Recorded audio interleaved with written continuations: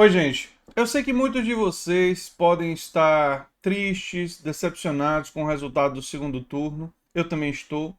Mas a gente não pode se deprimir nesse momento, inclusive porque nós temos uma luta muito importante nos próximos 2 anos para travar.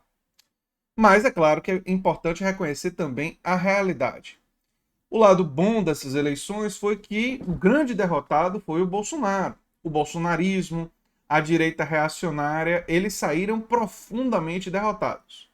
Quem saiu vitorioso, predominantemente, foi a direita tradicional, uma parte da direita liberal, a direita fisiológica, clientelista, aquela direita que nós já conhecemos. Os partidos de esquerda, eles saíram ou levemente derrotados, eles diminuíram, mas não de uma forma drástica, mas teve uma perda aí, na maioria dos casos, ou um deles saiu fortalecido, se não do ponto de vista dos eleitos, né, saiu fortalecido como representante de uma esquerda vibrante, que foi o PSOL, né?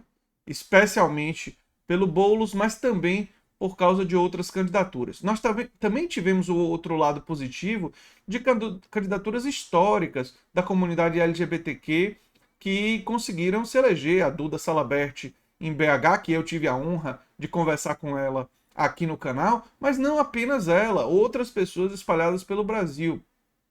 Tivemos algumas candidaturas históricas e algumas dessas candidaturas vitoriosas vão aparecer no canal no ano de 2021, ano que vem.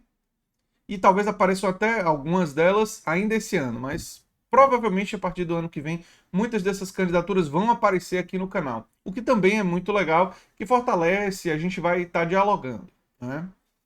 Agora, eu falei sobre o fato, e eu até alertei que o Covas poderia ganhar, que a Manuela Dávila poderia não se eleger lá em Porto Alegre, e que nós tínhamos que tirar as lições corretas. E por que eu falei sobre isso? Porque se nós tirarmos as lições erradas, a gente pode não fortalecer o caminho para 2022.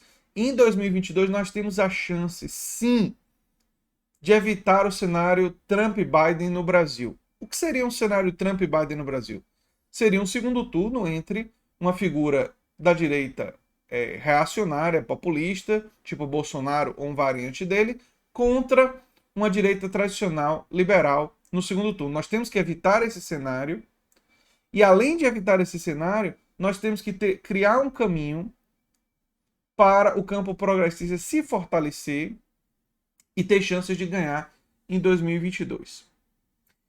E como é que a gente faz isso? Qual é o caminho para isso? Eu vejo uma discussão nas redes entre as chamadas pautas trabalhistas e as pautas identitárias, como existisse uma grande oposição entre elas.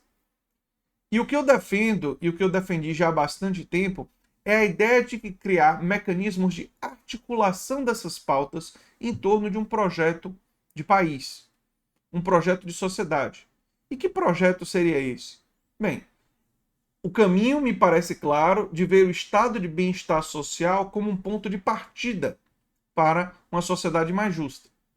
E se o estado de bem-estar social deve ser esse objetivo, um estado de bem-estar social requer, como características básicas, uma tributação justa, progressiva. Nós temos uma das mais regressivas do mundo, então aí tem um tópico muito importante para o campo progressista e de esquerda.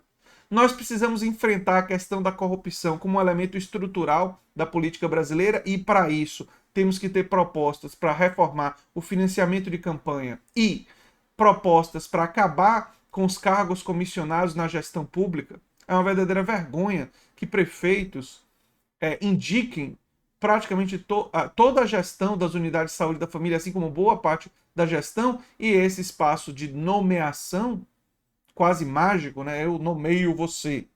Esse espaço de nomeação é um espaço profundamente é, conectado com corrupção. Então, as propostas para enfrentar a corrupção, para sermos uma força contra a corrupção e influenciar os partidos progressistas para combater a corrupção, é explicar para eles que o combate à corrupção não pode acontecer por moralismo barato. Não pode acontecer por eles são corruptos, nós somos honestos e limpinhos. Não. O combate à corrupção tem que se dar através de defesa de mudanças estruturais no desenho institucional. Acabar com a maioria desses cargos de comissionados e transformar tudo isso em concurso.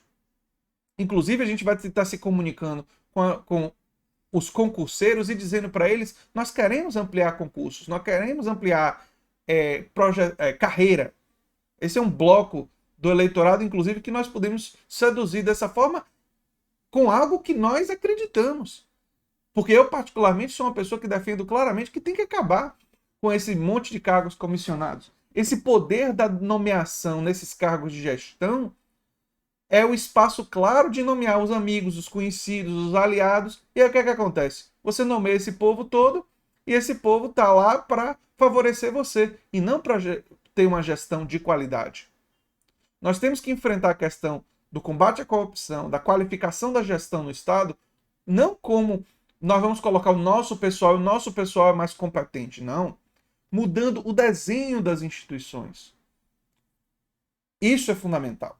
O combate à corrupção é uma coisa que se faz com mecanismo de incentivo e contra-incentivo. Acabando com o autofinanciamento nas campanhas, o financiamento de doações de pessoas físicas volumosos, criando limites poderosos para isso.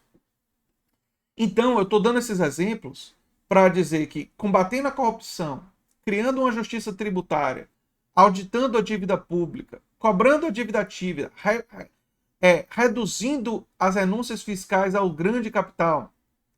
Fazendo tudo isso, nós vamos ter dinheiro. E nós temos um projeto para ter dinheiro. E tendo dinheiro, onde é que nós temos que nos propor a investir? Quais os setores que nós temos que aprimorar? Nós temos que implementar uma renda universal de cidadania. Nós temos que implementar investimentos maiores e qualificação profissional e carreira, não só na gestão, mas carreira nos profissionais, no SUS. Colocar a defesa do SUS, e essa pandemia coloca essa questão. Nós temos que aprimorar o SUS. O SUS se expandir, ter uma rede própria mais qualificada, maior e de maior qualidade, tem que ser um projeto fundamental do campo progressista, do campo da esquerda. Assim como ampliar, qualificar e melhorar o ensino público. Se nós fizermos isso, renda, ensino público, SUS, e trabalharmos com a ideia de democracia nos espaços de trabalho, expandindo o setor cooperado, existem outras ideias, existem outras dimensões importantes. Mas essas aí já formam muita coisa. Eu acrescentaria um combate à criminalidade que envolve e entende o problema da violência como um problema multifacetado que tem a ver com falta de oportunidades, mas tem a ver também com investimento em inteligência para desestruturar o crime organizado. Se nós tivermos propostas qualificadas em todas essas áreas que eu falei aqui e unificarmos o campo progressista em torno das propostas e não de ideias, facilita muito as alianças em segundo turno no futuro e garante que a gente começa uma comunicação agora, já no final de 2020, especialmente em 2021, um ano fundamental, que é um ano que não tem eleição, mas é um ano de comunicação, para ganhar a população com a nossa mensagem. E ganhar a população com a mensagem não é suficiente. É preciso interiorizar essa mensagem dentro dos partidos progressistas, para, inclusive, selecionar pessoas dentro desses partidos que vão defender essas ideias. Porque o campo progressista não basta ganhar a eleição. Isso é uma coisa que eu, às vezes, tenho uma diferença com algumas pessoas que dizem assim, não, nós temos que ganhar a eleição de qualquer jeito. Ganhar a eleição é importante. Mas se você ganhar a eleição fazendo alianças espúrias, se você ganhar a eleição só porque você soube desconstruir seu adversário, mas você vai fazer mais do mesmo, não vai mudar estruturas, não vai atacar os problemas estruturais da nossa sociedade, a direita se articula e volta no futuro e nada muda. Mas se você ataca as questões estruturais, se você muda e você cria benefícios materiais para toda a população, especialmente os mais pobres, garantindo princípios fundamentais do polo dominado, e aí polo dominado entenda o que as pessoas chamam de minorias, que não são minorias, que são minorias apenas no sentido do poder, mas se você faz isso e dá ganhos materiais para toda essa categoria do polo dominado, das pessoas que hoje não fazem parte do polo dominante, as pessoas vão ter gratidão. As pessoas vão reconhecer.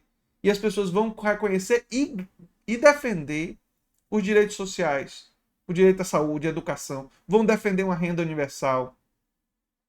Vão defender uma política contra a corrupção que mostrou a que veio. Vão defender uma nova política de segurança. Se a gente fizer isso, a gente consegue isso, gente. Boulos, a campanha do Guilherme Boulos mostrou muitos caminhos em termos de redes sociais, em termos de engajamento, em termos de furar bolha, de ir nos lugares onde as pessoas divergem da gente e apresentar nossas ideias, acreditar em nossas ideias ao ponto de dialogar com quem pensa diferente. Muitas coisas Boulos ensinou. A campanha de Boulos trouxe. Agora tem o trabalho social de pegar os bons ensinamentos, somar com outros que eu trouxe aqui no canal e continuar essa luta com muita firmeza. Porque para 2022 nada está perdido ainda. Não. Podemos sim conseguir uma grande vitória em 2022. Mas isso depende de um trabalho social. E a vitória eleitoral, como eu disse, não é suficiente. Ela é importante, mas nós precisamos também do trabalho nas comunidades. Nós precisamos reforçar a ideia de cooperativismos e de democracia no espaço de trabalho para ocupar a produção. A gente não pode achar que só ocupar o Estado é fundamental. Temos que também ocupar a produção, crescer uma visão de mundo nossa, de como a produção deve ser dentro do setor produtivo. Isso é fundamental. E aí tem que se trabalhar com articulações, com universidades, com entidades públicas e com todas as forças que dialogam com a gente. É um projeto ambicioso. Vai ter muitas dificuldades. Tem vários adversários e alguns até inimigos desse tipo de projeto. Mas eu não quero que vocês esmoreçam, não. Não é para esmorecer. Porque se a gente continuar lutando e se a gente fizer esse trabalho, existe a chance de vencer. E existe a chance de construir um caminho diferente. E nós não podemos colocar todas as nossas fichas sempre apenas no espaço eleitoral. O espaço eleitoral é um espaço fundamental, importante, sim. Mas não pode ser o único espaço de luta que nós travamos. E era isso que eu tinha para falar aqui no canal. Eu sou André Teixeira Jacobina, você está na Nova Máquina do Tempo. E a gente vai ter muitas novidades aí em breve. Um abração e até o próximo vídeo. Tchau, tchau, gente.